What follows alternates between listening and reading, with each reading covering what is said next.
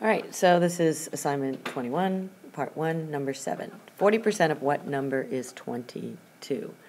So once again, I'm going to do it two ways for you here. I'm going to do it as an equation, and I'm also going to do it as a ratio. So I'm going to start with a ratio. So the first thing I'm going to say is, okay, 50% of what number is 22? Well, let's see here. I know that I want a number that when I take half of it, I get 22. So I'm going to say here the answer to that is going to be 40, 40. So 50%, this is saying 50%, a quick check, of 44 is equal to 22. Once again, 50% is 50 out of 100, which is 1/2, and half of 44 is in fact 22. So when I set up my ratio, I'm going to get my percent, which is of course always out of 100. So I get 40 out of 100, and that has to be equal to 22 over x. So I know my answer is going to be a little bit less than 44. So I'm going to go ahead and simplify this. Go ahead and get rid of those zeros. And now I can go ahead and solve this. So I have 4x is equal to 22 times 10. That gives me 4x is equal to 220. And I divide both sides by 4. And I'm going to get x is equal to 55. So 40% of 55 is 22. And that is my final answer. So I'm going to come over here and I'm going to say, I'll do it as an equation over here. So I'm going to say 40%. So 40% as a decimal equivalent, right, is going to be 0.4. So I want to know 0.4 of what number is equal to 22, and I'm going to get x is equal to 22 divided by 0.4, and that's going to give me x is equal to 55 again. And that takes care of number 7 from our homework. So let's go ahead and choose another one to do. All right, let's go ahead and take a look at 19. So I kind of just shortened it a little bit. So it says a hotel adds 4% tax to the room price of $58. What is the tax? So I look at it, and obviously the tax is going to be relatively small, you know, because 10% of $58 would be $5.80. So I know it has to be, you know, significantly smaller than $5.80. So I'm going to set it up as a ratio. So I'm going to have 4 out of 100. There's my percent. And that has to be equal to some part of the total price of the room of $58. There it is. I go ahead and I cross multiply. I have 4 times 58 is equal to 100x. Excuse me. And that's going to give me 232 is equal to 100x. I divide both sides by 100. And I get $2.32 is equal to x. Therefore, my tax is $2.32. Now, if I go ahead and do it as an equation, I'm going to have 4% of 58 is equal to what? So I'm going to change the 4% to a decimal, so that's 0.04, and then times 58 is equal to x and I do that, and I get $2.32 is equal to X. So I can do it either way, and there it is. And once again, I said the answer was going to be less than $5.80, and of course it is. There's number 2 for you.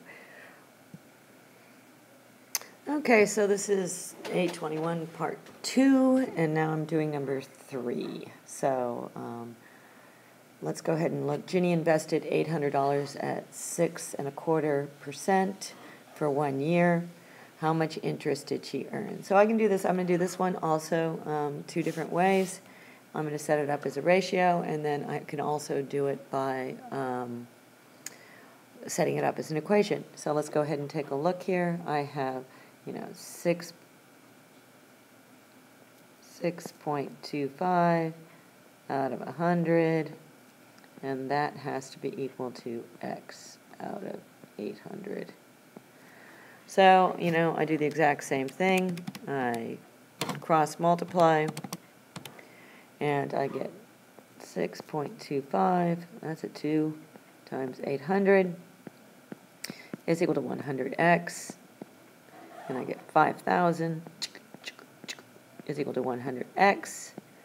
I divide everybody by 100, and I get that cancels that cancels that, and I get 50 is equal to X. So in 1 year, by investing $800 at 6.25%, I made $50 in interest. I can do it that way, or I can set it up as an equation where interest is equal to the principal times the rate times time. So in this case here, I'm looking for my, I'm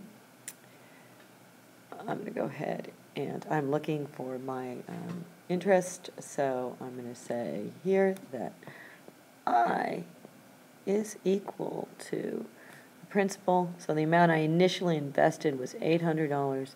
I invested it at a rate of 0.0625, so I changed my percent to a decimal, and then you can't see it, but I multiplied it by 1 because I invested for just 1 year. And if I go ahead and do that multiplication, I get that my interest was equal to $50. So I can do it either way. So once again here, this I is my interest. This is in your notes as well. This is P, and it stands for a principal. So the principal is the amount that you initially have invested. So that's my principal. And then R is the rate, and so it's my interest rate. So in this case, I'm being paid at 6.25%, and T is time. Oh, let's do that again. So I here, let's make that a little bit neater, is my interest that I earn. So that's your interest you earn. P is your principal. And that means, your principal is the amount you initially invest. And then R is your interest rate as a decimal. And then T is time. All right, we'll do another one, and you can see what you think doing it either way. All right? Okay, we're going to look at number 5 from that homework, and it says, how long will it take $100 to double at 6%? I guess that's actually a question. So in this case here, this one's a little bit tricky because we have to use the equation that I is equal to PRT. Once again, I is the amount of interest earned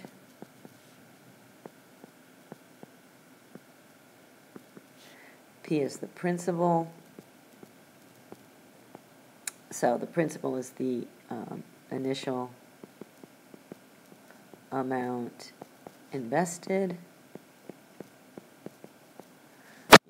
times the rate. So the interest, this is the interest rate as a decimal, and T is kind of self-explanatory, it's time. So for us, let's go ahead and take a look here. The amount we invested was this, $100 right there. So we invested $100. And we invested it at 6%. So 6% as a decimal is 0.06. And we're looking for T. We don't know how long it's going to take to double our investment.